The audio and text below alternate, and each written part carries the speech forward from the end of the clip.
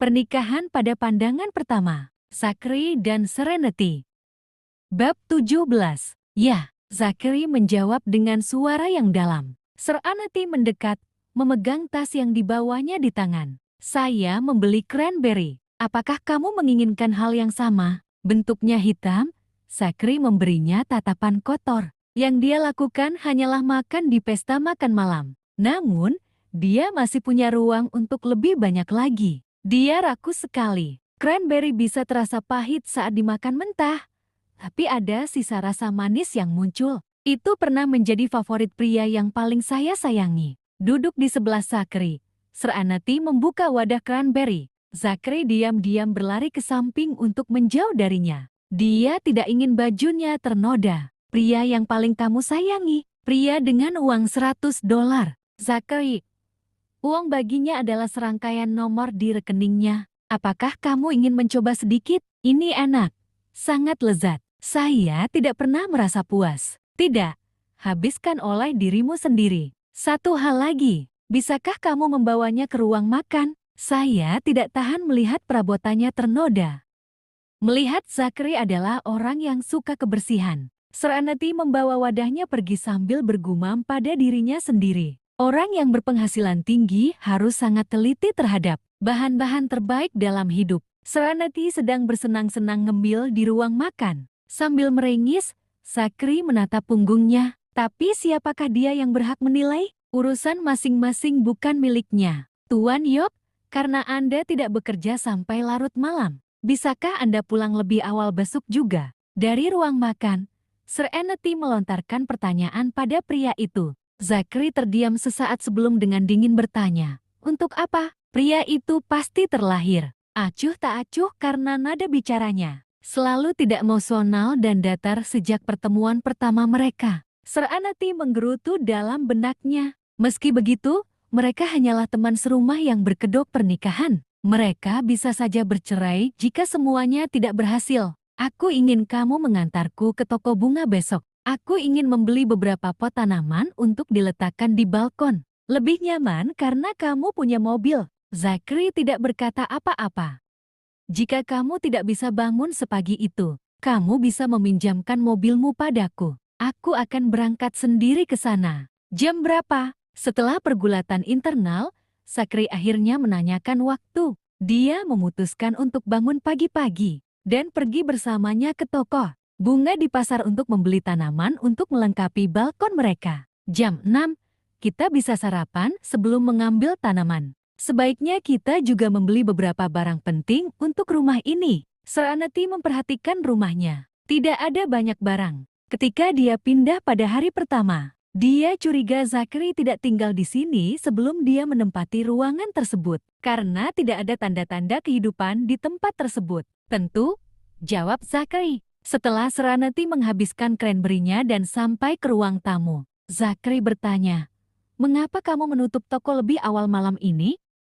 Bab 18. Saya tidak ada di toko malam ini. Teman saya ingin menghadiri pesta makan malam dan meminta saya untuk ikut. Oh ya?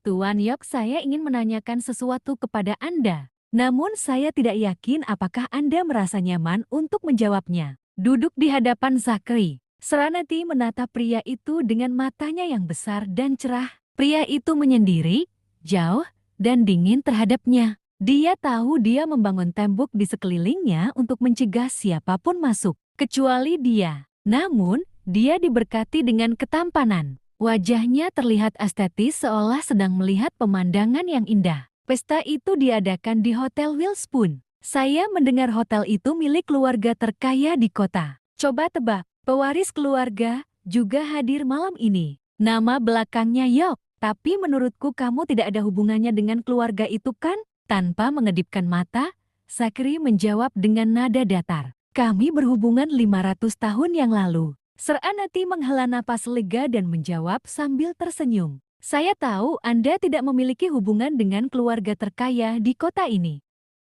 Melihat dia senang dan lega, Zachary entah bagaimana harus bertanya. Apakah kamu tidak ingin aku berhubungan dengan mereka? Jika Anda terhubung dengan orang-orang kaya di York, apakah Anda akan menikah dengan orang asing seperti saya? Tidak diragukan lagi, Keluarga Yok adalah yang terbaik dalam hierarki sosial. Dan saya berada di posisi paling bawah. Sekalipun Anda hanya sepupu atau paman dari kakek pewaris keluarga itu. Menurut saya, Anda berada di luar jangkauan saya. Saya tidak akan merasa nyaman tinggal bersama. Karena Anda tidak memiliki hubungan dengan orang kaya di keluarga Yok. Saya tidak merasakan ketegangan saat kita berada di lingkaran yang sama. Zachary mengerucutkan bibirnya tanpa mengucapkan sepatah kata pun. Nenekmu bilang kamu bekerja di perusahaan besar. Pernahkah Anda mendengar tentang pewaris Yok Corporation? Dia ada di sana malam ini. Orang-orang mengelilinginya seolah-olah dia adalah raja. Jasmine dan aku harus berjinjit,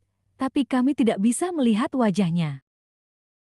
Zachary menutup rapat bibirnya dengan matanya yang merenung dan sedingin es. Mereka mengatakan bahwa ahli waris selalu memiliki pengawal yang mengikutinya kemana-mana, sehingga tidak ada wanita yang bisa dekat dengannya. Jasmine bertanya-tanya dan mengetahui bahwa ahli waris itu lajang dan tidak terlibat dalam skandal apapun. Saya kira dia bahkan tidak punya pacar. Tuan Yok, menurut Anda apakah ini masalah seksualitas atau hal lain? Karena ahli warisnya masih lajang meskipun usianya sudah lanjut, kata-katanya hampir mengejutkan Zachary hingga menggigit lidahnya. Zachary bisa membuat lubang di wajah Serenity dengan tatapan yang dia berikan padanya saat ini. Bagaimana dia bisa mempertanyakan kejantanannya tepat di depan wajahnya? Menganggap tatapannya terkejut, Serenity menjelaskan kepada Zachary, untuk pria setinggi dia yang menolak mendekati wanita muda, dia pasti tidak tertarik pada mereka. Pantas saja dia belum menikah meski usianya tidak bertambah muda. Orang biasa seperti kita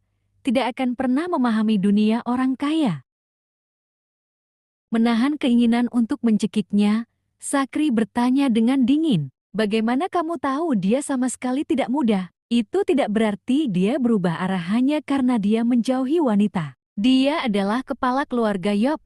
Kita tidak hidup dalam fiksi roman. Butuh waktu bagi seorang penerus untuk menjadi dewasa dan membuktikan kemampuannya dalam mengambil alih bisnis keluarga. Mereka setidaknya akan berusia 35 tahun sebelum itu bisa terjadi. Itu mencapai usia paruh baya. Bagi gadis muda sepertiku, itu sudah tua. Dia tidak tahu bahwa pewaris keluarga Yok baru berusia 30 tahun dan hanya 5 tahun lebih tua darinya. Dia sama sekali tidak tua. Beberapa saat kemudian, Zachary bertanya tanpa perasaan. Sepertinya kamu terpesona dengan ahli warisnya. Sama sekali tidak. Ini adalah pertama kalinya saya mendapat gosip langsung tentang seorang CEO besar. Di mana ada orang, di situ ada gosip. Saya hanya memberikan pendapat saya. Nyonya Lau berharap Jasmine bisa memikat ahli warisnya. Tapi Jasmine tidak punya niat untuk menikah. Dunia orang kaya dan berkuasa berada di luar jangkauan kita semua. Serenity telah mendengar tentang kesulitan yang dihadapi Nyonya Lau ketika menikah dengan kelas sosial yang lebih tinggi. Keluarga Saks adalah multi-jutawan dan mereka menghasilkan uang melalui investasi properti yang menguntungkan. Keluarga tersebut telah mengumpulkan banyak uang. Meskipun kaya, Nyonya Lau harus berjuang melewati kesulitan untuk berintegrasi ke dalam kelas budaya. Gadis biasa seperti mereka seharusnya tidak percaya pada dongeng. Sudah malam, saya akan mandi. Serenity dan suaminya mengobrol sebentar hingga tidak ada yang perlu dibicarakan. Pada akhirnya, mereka tetaplah orang asing. Bangun dari duduknya, Serenity pergi ke balkon untuk mengambil cucian. Saat Anda sedang merenovasi, Anda seharusnya meminta tukang memasang 2 rel sebagai rak pengering. Zachary tetap diam. Dia membeli properti siap huni. Hal-hal sepele ini biasanya bukan urusannya. Lalu bagaimana dia tahu rel harus dipasang di balkon untuk menjemur pakaian? Bab 19. Aku akan melakukan perjalanan kembali ke kampung halamanku. Setelah bertemu orang tuamu akhir pekan ini, saya ingin menebang beberapa bambu untuk membuat rel. Zachary menjawab dengan lemah, tidak perlu. Saya akan meminta seseorang untuk memasang relnya besok. Nyonya Yok ingin pergi jauh-jauh ke kampung halamannya untuk menebang bambu dan mengangkutnya kembali untuk keperluan laundry. Satu-satunya orang yang mampu melakukan hal ini adalah Serenity. Tentu. Terima kasih. Ini juga rumahku. Ya, Jawab Serenity sebelum membawa cucian ke kamar tidurnya. Dia mendorong pintu kamar tidurnya sebelum berbalik untuk melihat Zachary. Kalau mau, tinggalkan pakaian kotormu setelah mandi. Aku akan mencuci pakaianmu saat aku mencuci pakaianku. Tidak apa-apa. Terima kasih. Saya akan meminta seseorang untuk mengirimkan 2 mesin cuci besok. Akan mudah untuk memiliki mesin cuci di setiap kamar mandi kita. Baiklah. Beritahu saya berapa banyak Anda membayar untuk mesin cuci. Aku akan membaginya denganmu.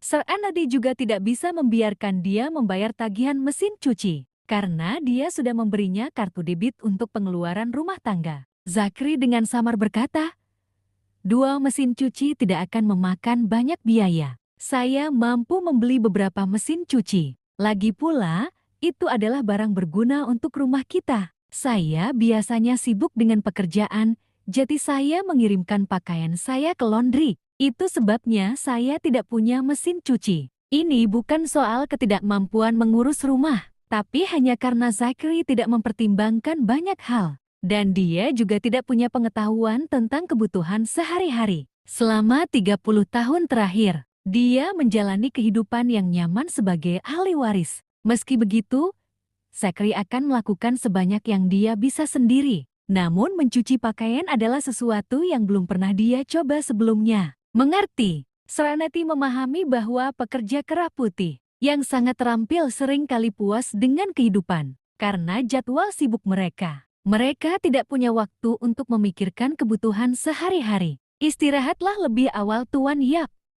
Serenity memasuki kamarnya sebelum menutup dan mengunci pintu di belakangnya. Suara kuncian pintu membuat matanya berkabut. Dia percaya dia menjaga kewaspadaannya terhadapnya. Namun demikian, Zachary segera menyadari bahwa hal itu terjadi karena dia juga mengunci pintu kamar tidurnya dan menutup jendela ketika dia tidur di malam hari. Di satu sisi, mereka mempunyai sistem yang baik. Serenity menetapkan batasannya sementara dia juga menetapkan batasannya. Mereka saling menghormati dan memberi ruang untuk bernapas. Yang paling penting, Serenity tidak pernah mengharapkan dia untuk memenuhi kewajiban perkawinannya. Sesaat kemudian, Zachary mengeluarkan ponselnya untuk menelpon Sam, kepala pelayan. Dengan panggilan tersambung, Zachary dengan sungguh-sungguh menginstruksikan, Sam, kirimkan 2 mesin cuci ke Greenfield. Anda dapat memutuskan merek. Jangan membuatnya terlalu mahal atau terlalu murah. Sam dengan hormat mengindahkan permintaan itu. Zachary menutup telepon dan menatap pintu yang tertutup. Dia kemudian bangkit dan kembali ke kamarnya. Malam berlalu di tengah kesunyian. Keesokan paginya pada pukul 6, Zachary dibangunkan oleh sebuah panggilan. Dia mengambil ponselnya untuk melihat. Itu adalah Serenity yang memanggilnya. Meski kesal, Zachary mengambilnya dan menerima telepon Serenity. Apakah Anda sudah bangun, Tuan Yok? Kita sepakat untuk membeli bunga di toko bunga pada pukul 6. Saya bangun sekarang. Saya akan menunggu Anda jika Anda bisa cepat. Tentu, karena dia mengatakan akan membawanya ke pasar kemarin. Zachary dengan cepat bangun, berpakaian, mandi, dan keluar pintu meskipun dia mengantuk. Serenity memegang dompet berisi ponsel, kunci, dan kartu debit yang diberikan oleh Zachary. Dia akan memeriksa saldo rekening di ATM nanti. Bagaimanapun juga, dia harus membeli barang-barang sesuai kemampuannya. Terima kasih telah menonton. Jangan lupa like, komen, dan subscribe.